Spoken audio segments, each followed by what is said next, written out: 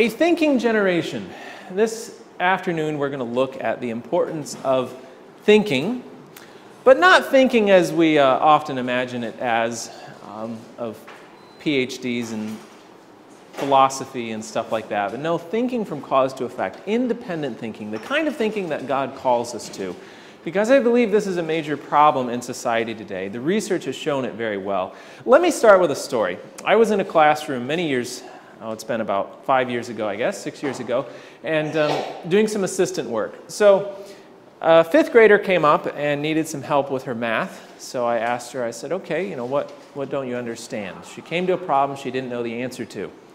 I said, sure, I can help you with that. What about it don't you understand? I don't know, she says. Okay. I said, well, what's your goal? What are you trying to accomplish here? I don't know. Okay, I said, what's the problem asking you for? The answer. I knew that, I eventually got her to put the answer down on paper. But that was only after this long drawn-out process of how I walked her through this step by step, eventually, number by number. Oh, yeah, that's the answer, and she moved on. I know if she would meet this problem in with different numbers, she wouldn't be able to solve it. Why? Because she didn't understand the concept behind what she was supposed to learn. She only learned the specific details and numbers about this problem. She didn't understand the concept behind it. And that's just a very simple example of countless experiences I've had in the classroom working with students, and I really found that they couldn't think. There was something going on that was just preventing them from really solving things and really figuring things out. I heard a lot of teachers complaining about it. They would say, my kids can't think. And I would tell the teachers, you just need to motivate them better. That's your only problem. And as I started seeing it for myself, though, it wasn't that they didn't want to, but that they simply couldn't think. There was something wrong. I didn't know what it was at the time, but I realized there was something wrong with the environment that was creating kids who simply couldn't think. There was something that was the problem. In fact, a recent study told us this very thing, and as it found that more than 80% of employers said recent graduates were deficient in applied skills like communication, work ethic, and critical thinking. 80% deficient in critical thinking skills. Now, psychologists tell us that less than half of us are even capable of thinking properly. That's scary enough as it is, less than half of us. But what the shocking point is, they tell us that only 5% of us ever use it. So how many of you are thinkers? That's too many. 5%, that's all. I hope there's more than 5% here. But that's what they are showing. And that, to me, is a major problem. We can't have a non-thinking society. And I believe more than an academic problem or a practical problem, this is a problem from a spiritual perspective. Because Satan wants a society, a generation that doesn't think. God wants thinkers, independent thinkers. In the book Gospel Workers, it reads, moral purity depends on right thinking. Now, do we want our young people to grow up morally pure? Yes or no? Absolutely we do. And it depends on what? It depends on right thinking. Young men must be trained up to be thinkers. God calls upon everyone with whom he works to do the very highest kind of thinking. So moral purity depends on it. It should be part of the educational process. And God calls upon every one of us. If we want to take part in the work he has given us, we need to be thinkers. It's sounding pretty important, is it not? I mean, this isn't just a matter of not being able to figure out your math in school. No, this is a major, an important aspect of life that God has called us to. God has given men talents, which he means they should use.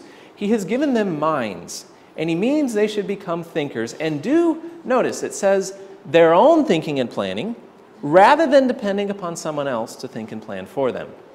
And that, to me, is really where the heart of this matter is. It's all about whether or not you are thinking for yourself or you're depending upon someone else to think for you.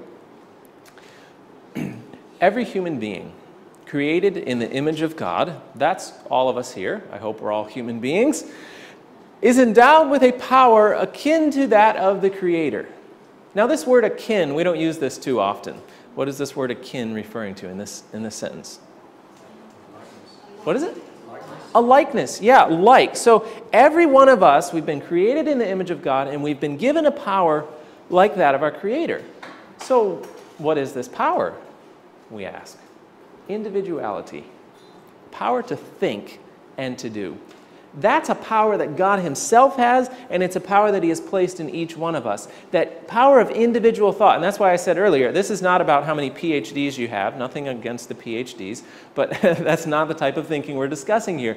Neither is it a discussion of philosophies and ideas of the world. No, this is that ability to stand for your beliefs though the heavens fall. This is that ability to understand your beliefs and not just base it on somebody else's opinion.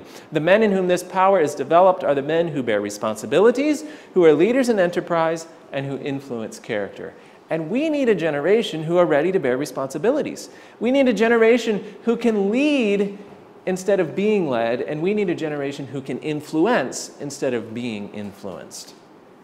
This paragraph in the book Education continues, "It is the work of true education to develop this power, to train the youth to be thinkers and not mere reflectors of other men's thoughts." When I read that, I said that's exactly what the problem is. We have a system of education and of society in general that is culturing reflectors, teaching them to duplicate what somebody else said and put it out on a test later, teaching them to only study other men's works instead of the Word of God, the source of truth. Students should be directed to the sources of truth, and yet we're merely training reflectors.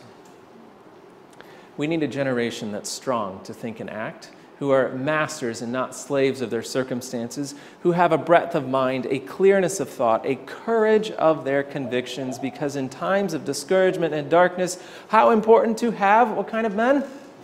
Thinking men, who are not dependent on circumstances, but who trust God and labor on in the darkness as well as the light. We will soon have times of discouragement and darkness. We know this is coming upon the world, and how important it is that we have thinking men.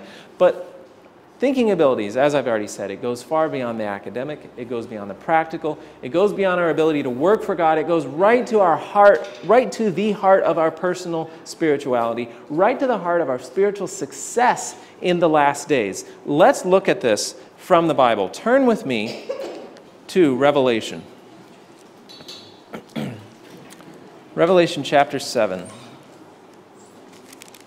I want to illustrate to us, just two verses here that illustrate it very well, how the end time battle is a battle over who has control over your mind. Who has control over your mind in the end days? That is the question of the last days. Revelation chapter 7, verses 2 and 3. Revelation chapter 7, verses 2 and 3. "I saw another angel ascending from the east, having the seal of the living God. And he cried with a loud voice to the four angels to whom it was given to hurt the earth and the sea, saying, Hurt not the earth, neither the sea, nor the trees, till we have sealed the servants of God." Okay, this is God's seal being placed upon his servants, till we have sealed the servants of God. Where? In their foreheads. What does the forehead represent? Our mind, our thinking. God wants to place his seal upon our thinking. Who has control over your thoughts? You realize this is not a rubber stamp placed upon the skin of your forehead, right? This is symbolic, representing that God has management over your mind. But is God the only one who wants control over our mind? Not at all. Turn over a few chapters. Revelation 14. Revelation 14, verse 9. 14 verse 9. "The third angel," we're now speaking of the mark of the beast, "the third angel followed them, saying with a loud voice, If any man worship the beast and his image, and receive his mark," where does it say? In his forehead, or in his hand, it says. So God wants us to choose to follow him. Satan says, I'll go for the mind first. If I can't get that, I'll go for the actions. But where do they both go first? Right for the mind. The end time battle is a battle over who has control over your mind. Romans. Turn over to Romans. Romans 12. 12 verse 2. Paul tells us, Romans 12 verse 2, "Be not conformed to this world." There's that reflecting other men's thoughts that we just read about. So how do we not be reflecting other men's thoughts? It says, "Be transformed by the renewing of your mind." The end time battle is over who has control of your mind, and Paul tells us in order to not be a reflector of other men's thoughts, you need your mind transformed. This is a theme we see all throughout the Bible. 1 Peter 1:13, Peter says, gird up the loins of your mind, strengthen them for the battle ahead of you. In Isaiah 1:18, God says, come, let us reason together. Though your sins be as scarlet, they shall be white as snow. He links that reasoning process right with the process of salvation. This is a critical issue in the last days. Who has control over your mind? Satan's the father of lies, and he will bring about deceptions in the last days to the point of nearly deceiving God's people. How will they resist his temptations? By having God having control of their minds, using their minds through the power of their Holy Spirit to resist the temptations of Satan. The warfare in which we are engaged is largely mental. We're not fighting Satan with swords and guns, right? This is a mental battle we are engaged in. The mind that is the most thoroughly trained will do the most acceptable work. God knows that our young people, this is the book Messages to Young People, will have to battle against the powers of darkness that strive to gain control of the whole mind. Satan takes control over every mind that is not decidedly under the control of the Spirit of God. So, we've identified that this is an important spiritual issue. So we should ask ourselves, if Satan is all about gaining control over the mind, how does he go about doing this? Does he wait until a child turns 18 and then says, all right, now's the day I'm going to start working on their minds? No, of course not. He starts very, very young. And there are many, many ways in which he does it. I read, we missed a couple quotes. I have to get these, sorry. Carter G. Woodson said, when you control a man's thinking, you do not have to worry about his actions. How true that is. Do you think Satan knows that? Absolutely. He says, I'll get control of the thinking, and then I don't have to worry about what they're doing. It was Adolf Hitler who said, how fortunate for leaders that men do not think. Think about that in terms of the last days. Do we want to be thinkers? Or do we want to be a society that's fortunate for the leaders? We want to be thinkers. Okay, so back to, as I was saying, how is Satan going to damage the thinking abilities of our children? I read recently in the book Counsels to Parents, Teachers, and Students that close reasoners and logical thinkers are few. We've identified that, right? Less than half of the population ever think. Why? False influences have checked the development of the intellect. What does this word checked mean? In this context, we don't use it like this very often. What is this word checked? Stopped, exactly. My grandpa's a dog trainer, and he uses a little rope that he calls a check lead. And so as he's training the dog, he hooks it on the collar. If the dog gets out of control, he checks it. He stops it. He holds it back with his check lead. This is exactly what this is saying. You know, psychologists tell us that children are born with this innate desire to learn. They want to figure out the world around them. They want to see what's going on and explore and discover. But then, so what we have is those thinking abilities progressing, but then something comes in and checks them, holds them back. False influences, it calls them. What sort of false influences could be checking the development of the intellect? And that's precisely what I want to get into now. False influences. I've called them tactics. Tactics of Satan. And we have 10 of them that we'll be talking about for the remainder of this afternoon. 10 tactics of Satan for damaging good thinking abilities. What is he doing? From the research, what's going on? First of all, a lack of physical activity. You're saying, hang on a second, this is a major shift. We're just talking about thinking skills, and now we're talking about physical activity. How are those connected? They are very connected. Research is now telling us that physical activity is actually more important than time spent studying. I didn't say just as important, actually more important. They say, look, if you have a limited amount of time, say you have an hour, and you can either go outside or do homework, you're better off going outside. The child will learn better spending more time outside than sitting down with the homework. Physical activity is critical for an area of the brain known as the cerebellum. The cerebellum is a very large, important area right behind the brain stem, so right down here in the green. And it deals with many important functions. It's linked with the higher frontal levels in the brain. Those frontal levels are those thinking abilities. A well-functioning cerebellum can help you be able to think better. That in and of itself should tell us this is a pretty important brain area. But there's more. It's also linked to the ability to perform repetitive activities automatically, like handwriting, music skills also. Many cognitive skills, those are learning skills. They recognize now that the cerebellum is critical for learning. Language skills, social interaction, music, and attention. Who here has used their cerebellum today? That should be all of us. It's a critical area of the brain. You don't want to do without your cerebellum. And they find that movement is absolutely necessary. Not just important, but critical. If the cerebellum is to develop properly, it needs a wide range of full body movement. They find for the infant that rocking helps develop the cerebellum. As they grow up a bit, crawling. Crawling helps develop the cerebellum. It helps develop the corpus callosum, which is a connection between the hemispheres of the brain that leads to whole brain thinking. Crawling is beneficial for many, many things. They find that toddlers who crawled a lot often have better reading skills later in life, and they've recently discovered that they also find they have better handwriting skills, not because of its effect on the brain, but because of its effect on the wrist muscles of being down like this crawling. So the more they study it, crawling is very, very beneficial. Also, spinning and hanging upside down. You wonder why kids love those things? You know, adults can't stand it. It's good for their brains, and they find that the vestibular system, the inner ear, is not stimulated in the same way as children. They don't have that same experience of dizziness that the adult has. So it's very important for them. Dr. Jane Healy is one of the eminent educational psychologists of our day. She has a lot of powerful information in science. You'll see a few quotes from her today. And she tells us that after birth, physical activities are one of the child's main means of advancing physical, intellectual, and emotional growth. So you should encourage many forms of body movement. So, okay, physical growth, intellectual growth, emotional growth, three very important areas of growth. How are they developing these?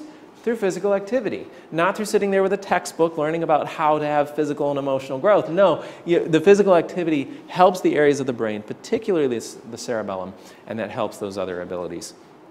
Now, there is one area of physical activity that is greater than all the rest, better than all the rest. Okay, so you have your indoor activities. Those are helpful, gym or whatnot.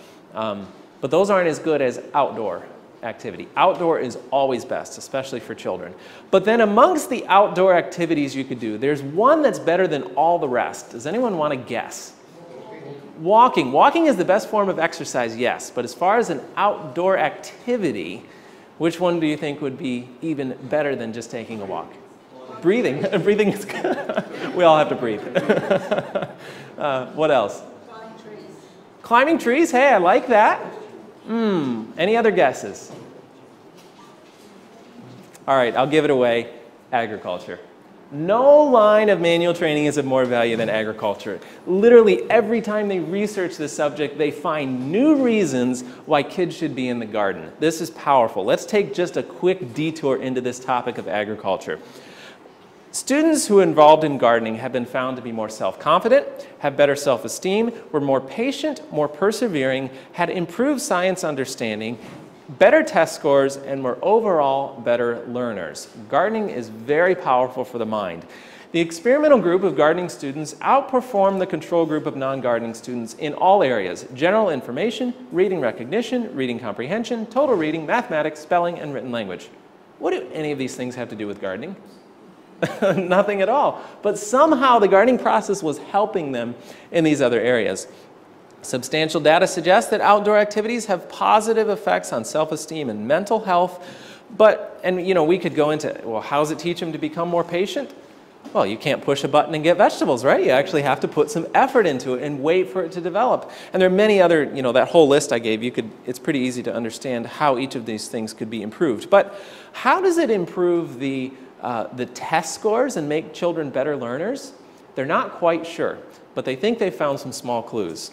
This is a bacterium known as Mycobacterium vaccae. Now, this bacterium has been found to reduce depression, improve lung health, boost the immune system, fight cancer, strengthen the digestive system, treat arthritis, improve emotional and mental health, lower stress and anxiety, reduce allergies, and to top it off, make you smarter. Who wants to pick up some Mycobacterium vaccae at the health food store? Unfortunately, you can't. Where do you get Mycobacterium vaccae? From the dirt. It's actually in the soil in which your gardens grow. So they find that sticking your hands in the dirt, you can absorb it underneath your fingernails. Going barefoot in the garden is very good for you. And the skin of the vegetables that you grow can absorb some of this mycobacterium. So if they're not really dirty, don't scrub them too hard. Ingesting a little bit of dirt is actually okay for you. Compared to the mice that did not ingest the bacterium, the MVAK mice navigated a maze twice as fast and exhibited half of the anxiety behaviors. So not only were they smarter, but they were less stressed throughout this process. So evidently getting dirty actually makes you smarter. So next time your kid comes in covered with dirt and mud, just think about how much smarter they're getting and not about the laundry you have to do. And in addition to making us smarter, they found that these bacteria can make us healthier. They found that exposure to these naturally occurring dirt and dust found outside can actually increase your resistance to allergies and to asthma. They find that children who live on farms typically have less than half the incidence of allergies and asthma compared to those who lived in urban areas. Half the incidence, which is ironic because we usually associate allergies and asthma with what? Well, with outside, right? The stuff, the dirt and the dust you find outside. But they literally find that as the child is exposed to those things at an early age, the body builds up an immunity to it, and so they won't have those problems later on. The MVAK had the exact same effect as antidepressant drugs. These data support the idea that the greater diversity of microbial exposure among children who live on farms is associated with protection from the development of asthma. These studies help us understand how the body communicates with the brain and why a healthy immune system is important for maintaining mental health. They also leave us wondering if we shouldn't all be spending more time playing in the dirt. From a scientist, he says, go play in the dirt. I mean, how much easier can it get? A very simple remedy, a very simple help. The Garden of Eden was not only Adam's dwelling, but his schoolroom. This was an environment in which he was to learn of God, and as we've seen, many other things. You can teach your child so many great things through agriculture. Okay, point number 2, overstimulation. Overstimulation. Overstimulation can take many forms. So first of all, we have the overloading of children with too many electronics. I'll get into more of that in a few minutes here. But we also have too many toys. Kids have so much to do these days, so much to grab their attention, that we're now actually seeing attention deficit disorders on the rise because they always have something to turn to, always something to do, and so they don't develop the ability to pay attention to something. They actually find that children, the more toys they have, the more bored they are. Process that one a bit. Less toys equals less bored because they have to focus on something for a longer period of time. There's not always something to jump to and catch their attention. Also, just the piling on of so many activities in the day-to-day life can be harmful and can encourage superficial thinking. They found that overstimulation can cause stress in the mind, create a danger response in the mind. Literally, as the brain becomes overwhelmed with too many activities, it starts feeling that, whoa, this is scary. It creates overactivity, frustration, irritability, superficial thinking. And within the educational environment, we see this as a problem too, because we're just quickly rushing kids from one thing to another. You know, it's math class, now stop math and you have to go do science. Now stop that and you have to go do, now stop that and does this sound familiar, right? I mean, that's how it's done. Elizabeth Walling put it well. The bell will ring just when they're engulfed in learning about the solar system to tell them it's time to start learning how to dissect a sentence. A child learns that no subject is truly meaningful or interesting, and therefore learns not to be truly interested in anything meaningful. Sound familiar? Yeah, this is just how it operates. It's not encouraging good thinking abilities. Children really need that time to think and to explore. And the beauty of the exploration process is they can learn some what are called incidental learning opportunities. Things that come up in the everyday life that can teach them a lot more than if you just sat them down with a textbook. Take this example. Another youngster was busy constructing some mental schemas about number. He lined up 8 blocks in a row and counted them in one direction, then backward to see if they were the same. Then he stacked them up into a tower and counted them again, up and down. Convinced that 8 is 8 from all directions, he skipped off, unaware that he had just mastered an abstract mathematical idea. I mean, here was practical everyday learning. This is how kids learn best. And yet we take them out of the real life situation, we sit them down with a textbook, and it's not connecting in their minds the same way, and it's not building through all areas of the brain, and therefore we're decreasing those critical thinking abilities.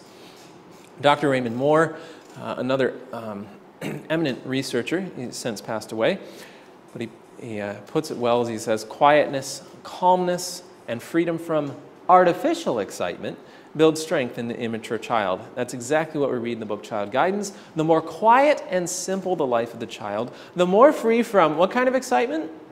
Artificial excitement. And the more in harmony with what? Nature, the more favorable it is to physical and mental vigor and spiritual strength. Those are the three areas of education: physical education, mental education, and moral education. And it's favorable to all three. Point number 3, too much study.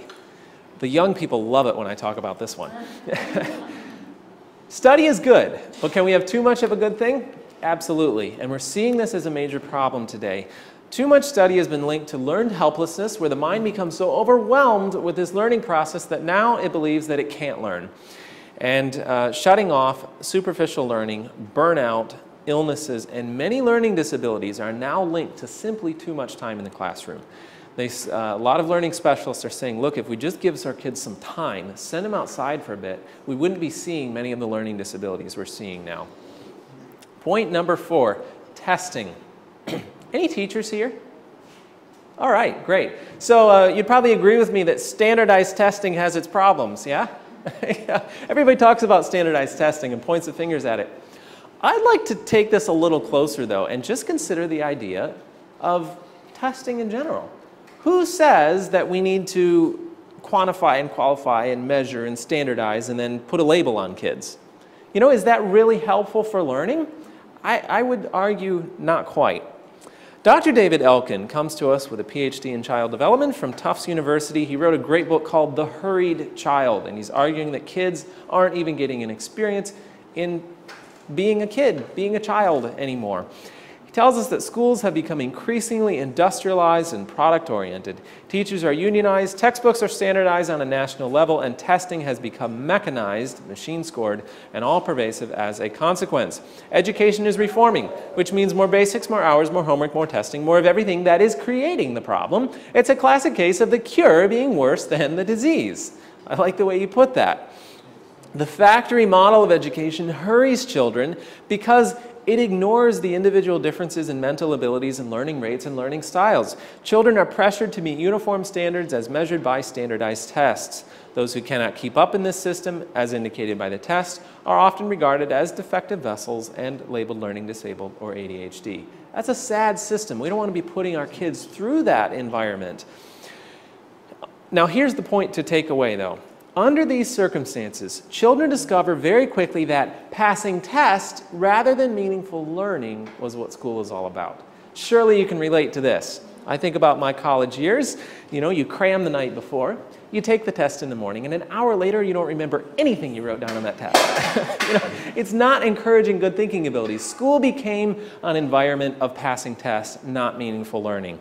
And that's exactly what Carla Hannaford, a biologist, in her book Smart Moves puts. There is no time or space to develop deep understanding of concepts, to test out new ideas through verbal and written action, or develop deductive reasoning skills.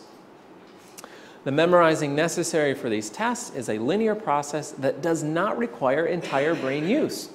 Rote memory is a straight line process requiring none of the depth of understanding that comes from whole brain activation. In short, rote memory does not require thinking. Okay, if we're wanting to encourage thinking skills, this is not doing it. Now, I would clarify there is a difference between rote memorization and memorizing something with understanding and meaning. A lot of us have had an experience in life where we've learned something through that experience, and likely you remember it now. Did you sit there and have to learn how to memorize it? No, you experienced it and you learned it, you memorized it because you learned it well. Same for scripture memorization. There should be memorization with meaning behind it, not rote memory where you're just learning a fact long enough to put it down on a test. Now, another major problem with the testing environment is that we are treating all kids the same. A cookie-cutter system, one size fits all. Education cannot be one size fits all. It doesn't even make common sense. And there's a great parable that illustrates this well, called the animal story. Absorb this graphic for just a moment. For a fair selection, everybody has to take the same exam. Please climb that tree. Now, out of these animals, I can only see one that's going to be happy about this, right? This monkey right here is the only one that's even going to pass this test.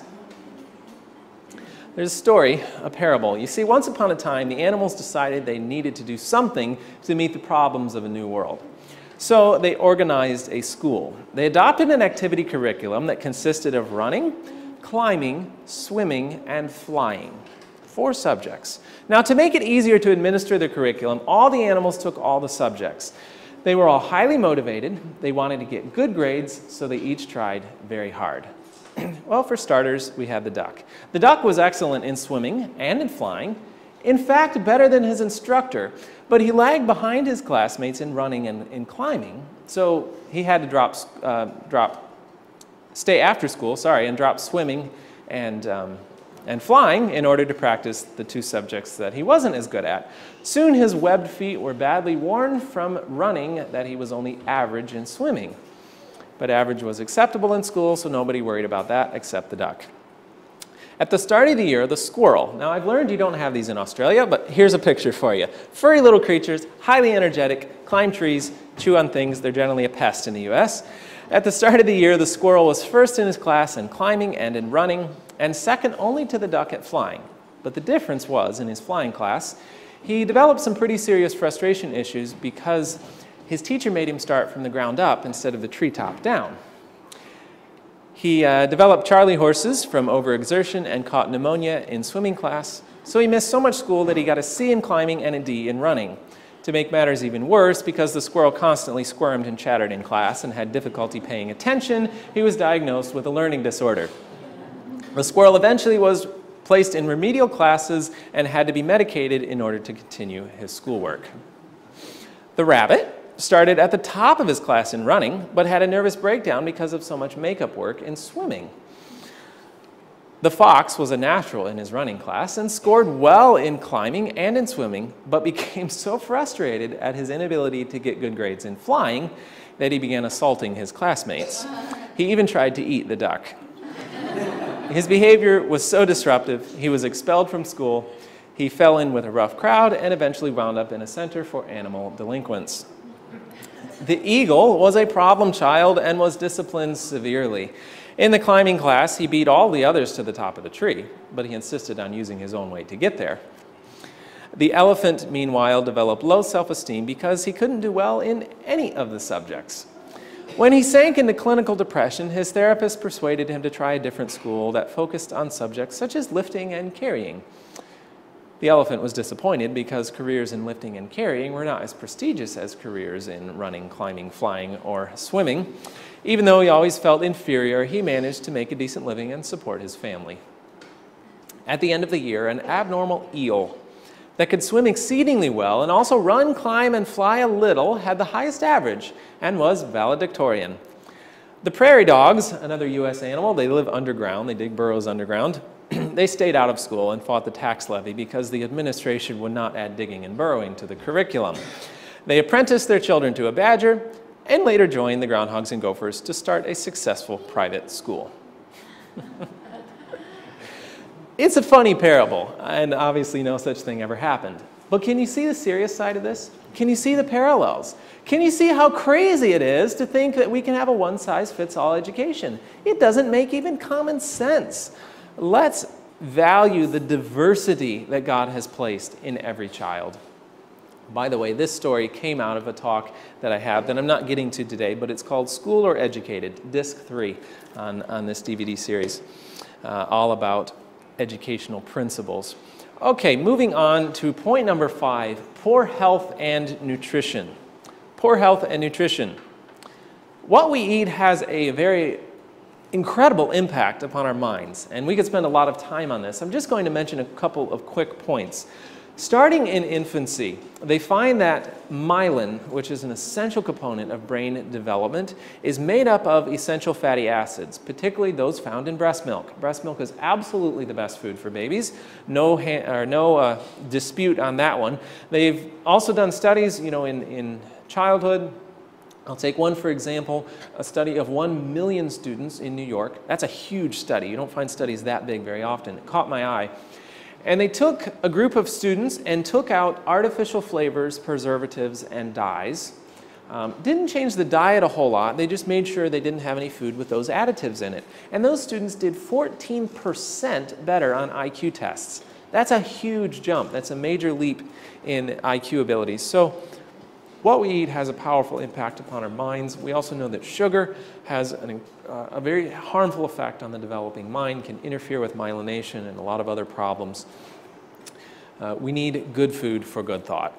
Point number 6, age segregation. Age segregation.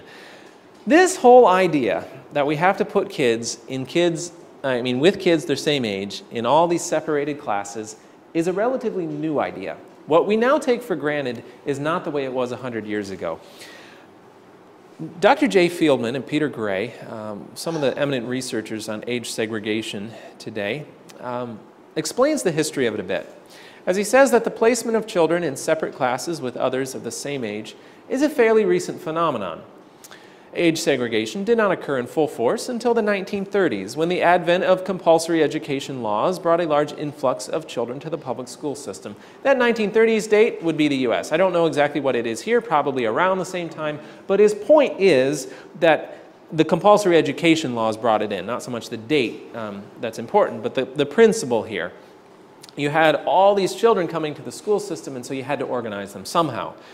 Until then, the main source of formal education for most children was the one-room schoolhouse, which on average contained approximately 25 children ranging in age from 5 to 15.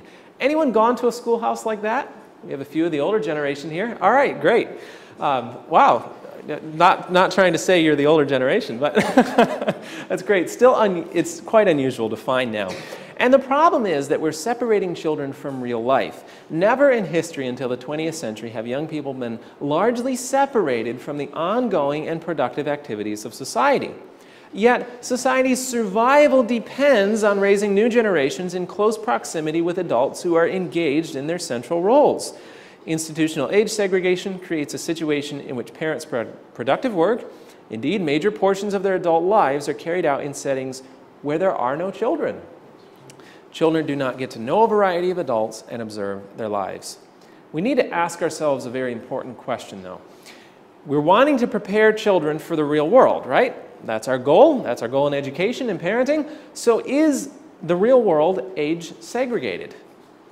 No, not at all. Far from it. Dan Greenberg founded the Sudbury Valley School, which is an age-integrated school, and he puts it very well, sort of tongue-in-cheek, as he says, does such division take place naturally anywhere? In industry, do all 21-year-old laborers work separately from 20 years old or 23-year-olds? In business, are there separate rooms for 30-year-old executives and 31-year-old executives? Of course not, right? Where on earth was this idea conceived? Is anything more socially damaging than segregating children by year for 14 or often 18 years? Notice he says socially damaging. Isn't that interesting? Because we typically think that children need to be with kids their same age for proper socialization. That's the argument used. I'll get to more of that in just a moment. I just wanted to draw your attention to that. The Russian developmental psychologist Lev Vygotsky, he developed something known as the zone of proximal development. This is defined as tasks that a child can accomplish only with some assistance and support. Therefore, most learning, most cognitive development takes place in this zone, and children develop primarily by attempting tasks they can accomplish only in collaboration with a more competent individual.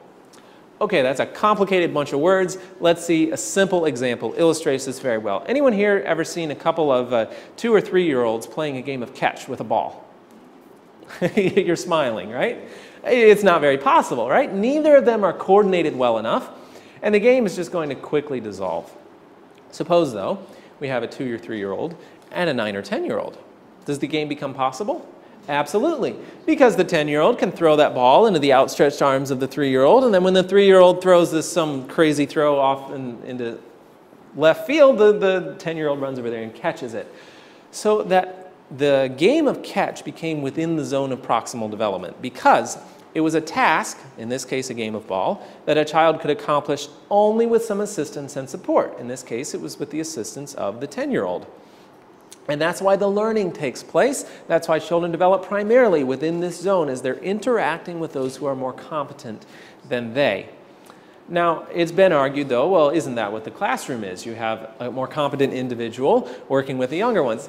And not quite the same, because this was an interactive engagement. The child there was some interplay there, but if they're just sitting there absorbing, that's not the same environment. That's not the zone of proximal development. Now, research has found advantages in age-integrated classrooms in the areas of academics. They find children do better academically in age-integrated classrooms. They have better self-esteem. You know, you don't always have peers knocking each other down. You have a wider range of maturity, and they can help each other. And get this one, socialization skills. They actually find better socialization in age-integrated classrooms. They find that in age-segregated classrooms, they often have the opposite effect as intended. It actually is desocializing children many times because it's not teaching them preparation for real life. I was talking with a friend recently, and I had told him, you know, we really need to be looking and asking ourselves the question, are we trying to prepare children to be children or to be adults? Right? I mean, we need to ask her, okay, so of course we're going to be training them to be adults. We want to teach them how to be a meaningful adult in society. And so my friend, who's an educator himself, said, look, children don't learn how to be adults from other children. They learn from adults. I mean, that's the primary source of instruction on how to be an adult is going to come from other adults. So while there's nothing wrong with kids playing together, socializing together, if we're looking at the basic principle of good socialization, they're going to develop better socialization skills with a full age integrated environment, interacting with the adults who are wiser and more mature than they are. According to Dr. Larry Shires, the results seem to show that a child's social development depends more on adult contact and less on contact with other children as previously thought. We used to think it depended on adult contact. We now realize that on child contact, we now realize that it is dependent more on adult contact. And of course, it increases the learning capabilities. When you're little and just with kids your own age, the range of possible activities is restricted by the knowledge and abilities of those in your age group. But in collaboration with older kids, there's almost no limit to what you might do. You know, it allows them the freedom to learn and explore at their own pace. Besides, a close study of what big people were up to was always the most exciting occupation of youth. Was it not? Isn't that the way it used to be? You couldn't wait to go see what Grandpa was up to on the farm or what Dad was up to in the workshop or whatever it was. That was the most exciting thing you could do, and we've sort of lost that in this day and age where everybody's sort of in their own little world. Children are compared to everyone else of the same age, and they're not encouraged to rise to that higher thinking level because they're spending the majority of their lives with those who are more or less at the same level that they are, using a generalization there. The book Education reads that cooperation should be the spirit of the schoolroom, the law of its life. Let the older assist the younger. That's how it should be. And the strong the weak, and so far as possible, let each be called upon to do something in which he excels. This will encourage self-respect and a desire to be useful. There's a great documentary on age segregation. We don't have audio here, so I'm going to skip showing you the clip, but I'll show you the DVD. It's called Divided. You can, I have copies with me, and for the viewers, you can also access that on my website at thinkinggeneration.org. Great documentary on how age segregation has failed the church, how our youth are leaving in droves, and it's because we have separated them from the family. And it's challenging parents to take up their work again, to be more involved in their young people's lives and not leave it up to the church to do the job for them. Highly recommend this documentary. Point number 7, television and electronics. This is the big one. Every time I mention thinking abilities, they say, somebody will tell me, oh, it's the TV, that's what's doing it. It is a major factor. There are a lot of rabbit trails we could go off on here. I just want to focus on a couple of major points. A lot of attention has been given to the dangers of bad content in media. I think most Christian parents intuitively know, though, they're not going to put their child in front of bad content. We realize that somewhat intuitively. But I will just mention this, that as we're going to see through a couple of these quotes, it forces the mind into a very passive state. They say within a few seconds, I believe it's 20 seconds of watching television, the frontal lobe completely shuts off. The frontal lobe is that decision-making area of your brain. So it reaches the state where whatever you're viewing enters your brain as complete truth. You just accept it as it's dished out to you. So think about that as you decide what to watch and what to be involved in media.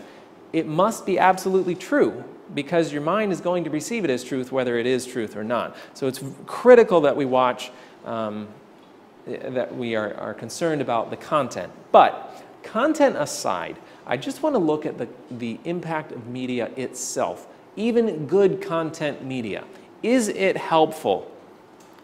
A major problem with media in early childhood is that it is separating them from real life. Sitting there with the screen is not real life. It's not living. It's not the real interactive engagement with the real world, and it's starving them of essential brain development time. Again, Dr. Jane Healy, in her book Endangered Minds, much early development of physical and mental skills and their foundations in the brain comes from experimenting and solving problems with what kind of materials? Real-world materials, not the screen. The long-term outcomes of forcing children's attention unnaturally may have even more serious implications than we have realized. Notice she says it's forcing their attention unnaturally. Keep that concept in your mind. We'll get to that in a moment. She has a list of 8 problems with media. First of all, it overstimulates children. We've already seen that that's a problem. We don't want the mind to be overstimulated. That in and of itself is a problem, but it also creates what's known as passive withdrawal. The thinking centers of the brain begin to shut down. The brain sits there very passive, not actively engaged in the learning. It causes attention and listening problems. We've seen the rise of ADHD and many attention deficit disorders right along with the use of electronics. It emphasizes skills which do not transfer well to reading or listening and requires less mental effort than reading.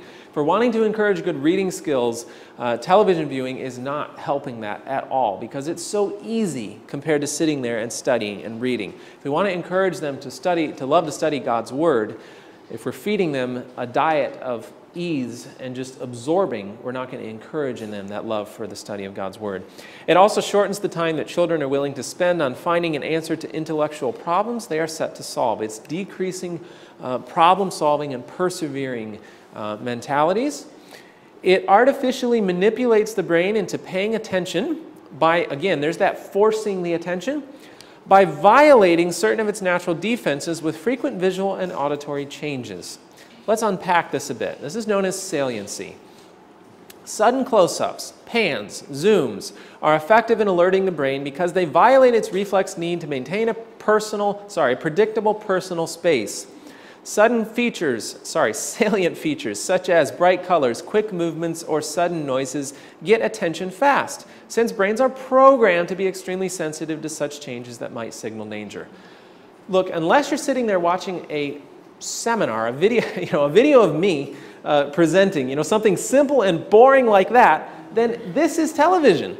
I mean, this is, sudden close-ups, pans, zooms, bright colors, quick movements, sudden noises. That's television as we know it. You can't even watch a good documentary without being exposed to this sort of environment. So what is it doing? Well, first of all, it's getting your attention. We're hardwired that way. We are wired to catch anything that moves will take priority over anything else. I was hearing from Dr. David Walsh, as he brings out in the documentary Captivated, and he's saying how if you're sitting there reading a book, or say you're sitting here right now listening to me, and a mouse ran across that wall over there, where would your head turn? You'd want to see what that mouse was, because it's movement. We're wired that way to see what's going on. That's just how we're programmed. That's how God has designed us. So what's happening is it's catching our brain's attention. But what happens is that these carefully planned manipulations separate the natural responses of brain and body. So our attention is alerted, but there's no need for physical action. For example, the brain registers specific changes after a camera zoom, for example, responding as if to real danger, yet the impulse has no outlet. It's like this. Suppose you're on a safari. You've gone to Africa, and you're going on a safari, so you jump in the vehicle, and off you go into the African savannah. And then the vehicle slows down, and you're tired of riding, so you decide to get out and walk. And so you get out and you're moving along and you're enjoying the scenery, looking around, watching the animals and such. And then you hear a noise and you look, and in the bush over there is a lion. And you're like, oh, that's cool, a lion. And then he crouches and his tail twitches and he roars. Now what are you going to do? Run. How fast? Hopefully faster than the lion, right?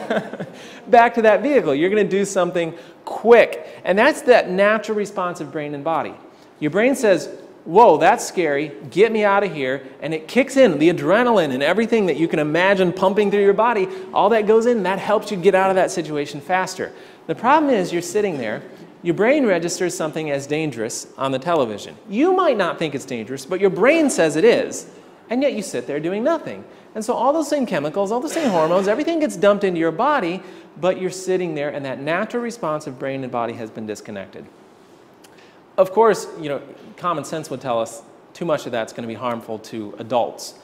But it's particularly harmful to the young mind because it's trying to figure out the world. It's trying to understand how life and society and the environment around it are working. And so we're confusing the mind as the little baby is sitting there getting this input, but there's no physical action.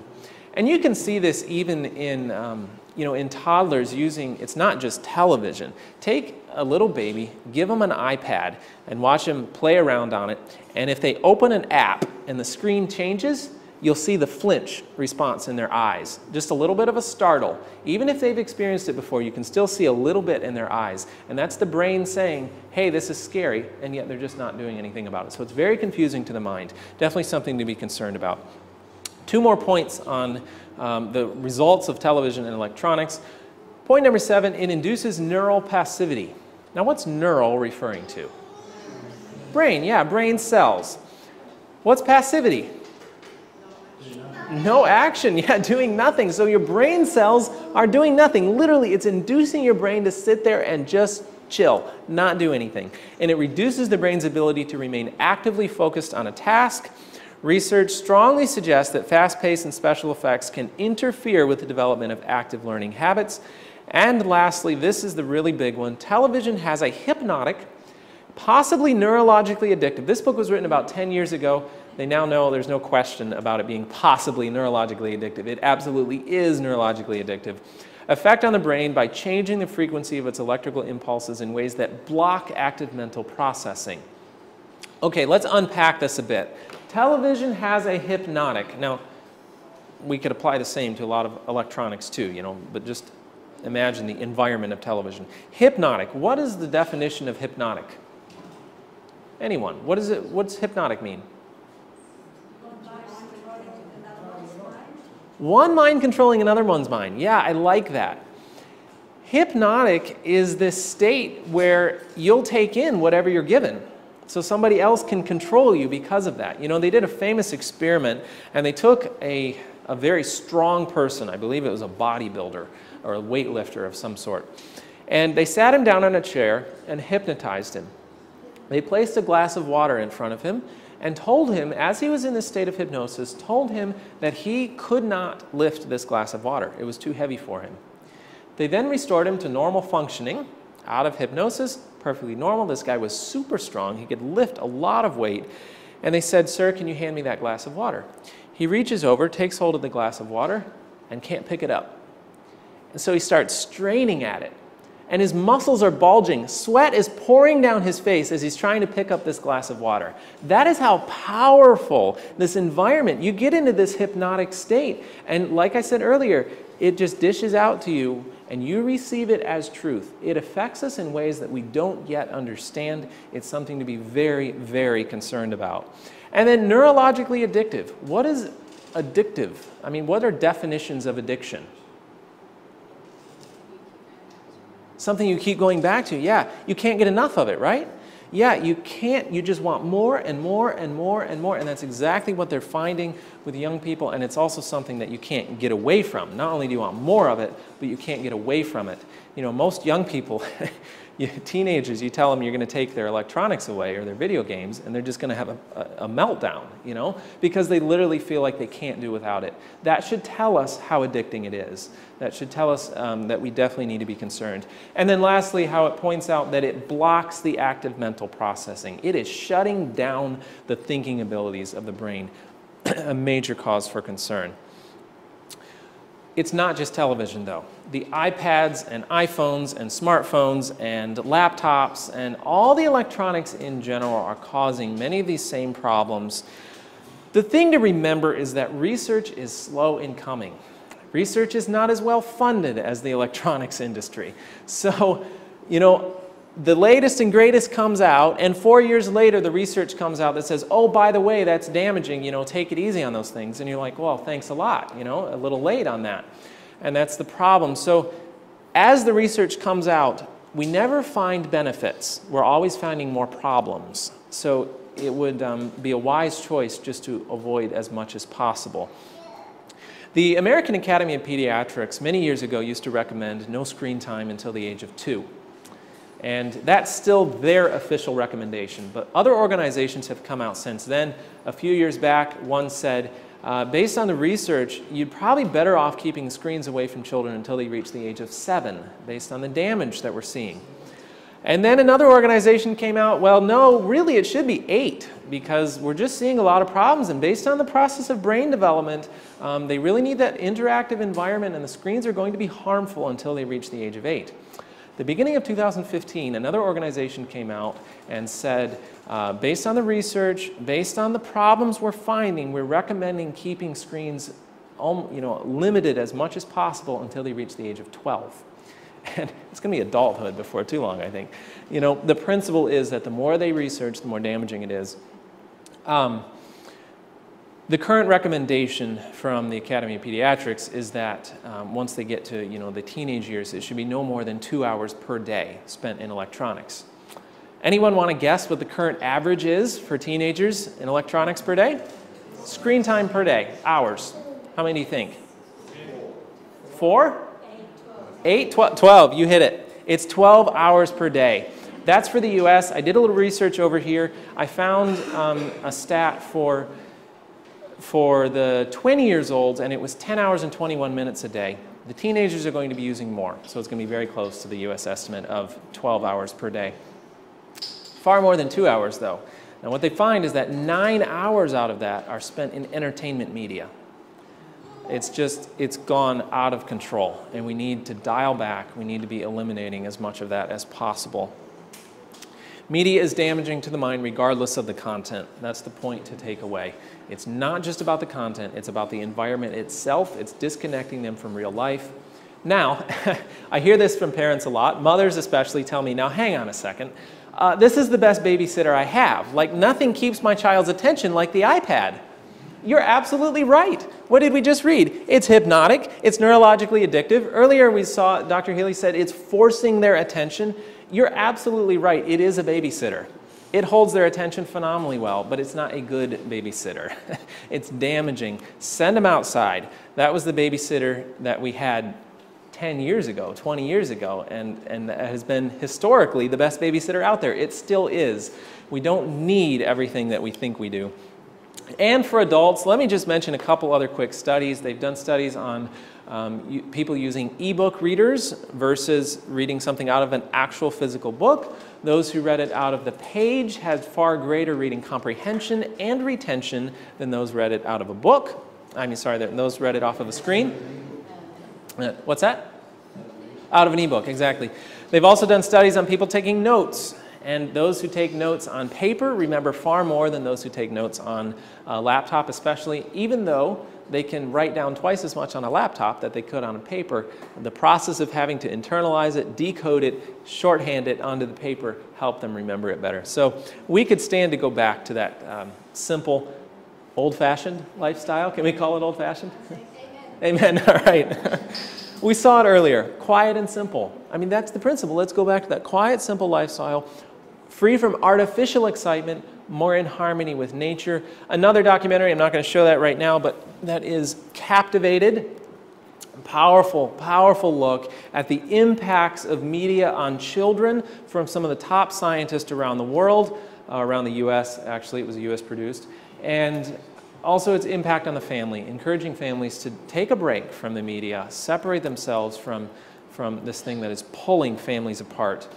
And soon to come, currently taking pre-orders, is iChild, how electronics are programming our children's brains. Those are presentations that I'm working on, will soon to be released.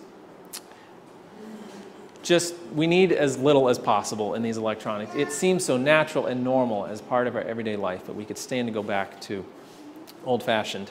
All right, a couple other quick points, and then we'll take a break. Point number 8 is an education chiefly of the mind. It's rather ironic that an education that's just focusing on cultivating the mental skills will soon cause the brain to lose whole brain thinking. It's like this. Imagine for a moment that you're in a problem-solving situation.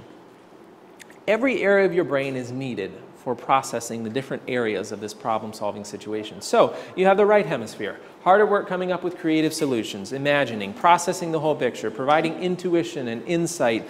The left hemisphere, analyzing the situation, using details, logic, crunching the numbers, taking notes. The frontal lobe, it's helping you concentrate, controlling your mood, your behavior, aiding you in that final decision-making process. Broca's area is controlling speech. The occipital lobe is controlling visual perception. The temporal lobe is controlling hearing, language, memory. Every area of your brain has its specific function. So what happens is if we put kids through this environment of solely focusing on mental culture, mental, as in, and when I say that, I'm talking like sit down in the classroom type of study, that is generally just strengthening the left hemisphere. Among other things, but it's focused on left hemisphere skills. And so what happens is the other areas of the brain are not getting worked. So suppose another analogy here. Suppose I wanted to work out a bit because I wanted bigger arm muscles. I felt like I needed to get a little stronger. So I head to the gym. Now the thing is this, as I think about all the effort it's going to take me to work out, I realize that I'm very right-hand dominant. I don't use my left arm very much. In fact, it's plenty strong enough as is. That one's going in my pocket, and I'm going to just work out with my right arm. So day after day, I'm at the gym lifting weights with my right arm. 2 months goes by. What's going to happen? Yeah, this one's going to atrophy, right? This one's bigger, this one's going to atrophy. So I'm lopsided, and the area that hasn't been worked begins to recede into the distance. And that's exactly what they find with the mind. If we're purely focusing on the mental skills, working that left hemisphere all the time, we're going to cause those other areas of the brain to recede into the background, and we're killing problem-solving and thinking abilities. We're told that education should be the harmonious development of the physical, the mental, and the spiritual. The physical, the mental, and the spiritual. And yet too often we're just focusing on mental. I mean, that's what schools do, right? Focus on the mental. No, we need some physical activity in there. Also, we've already talked about how important that is, and we need some spiritual, some moral development also. Oops. An education derived chiefly from books leads to superficial thinking. Nothing wrong with books, right? But if that's all we're focusing on, we're creating superficial thinking. Practical work encourages close observation and independent thought. Rightly performed, it tends to develop that practical wisdom, which we call common sense. We don't have enough common sense these days, right? It develops the ability to plan and execute, strengthens courage and perseverance, and calls for the exercise of tact and skill. Point number 9, a lack of training to think. Children need some encouragement. They need to be allowed to figure things out for themselves, to explore, to go back to how it used to be as a child, right? And yet we're so micromanaging, and we have these, safe playgrounds with these equipment and environments that you couldn't get hurt on if you tried to. They need a chance to make some minor mistakes, to get a little dirty, to scrape their knees up, and just experience real life, because it teaches them problem solving. They have to figure things out for themselves. They have to learn. We're going to encourage, as they learn that every action they make has a consequence, a physical, practical consequence to it, they'll begin to apply that in the spiritual area.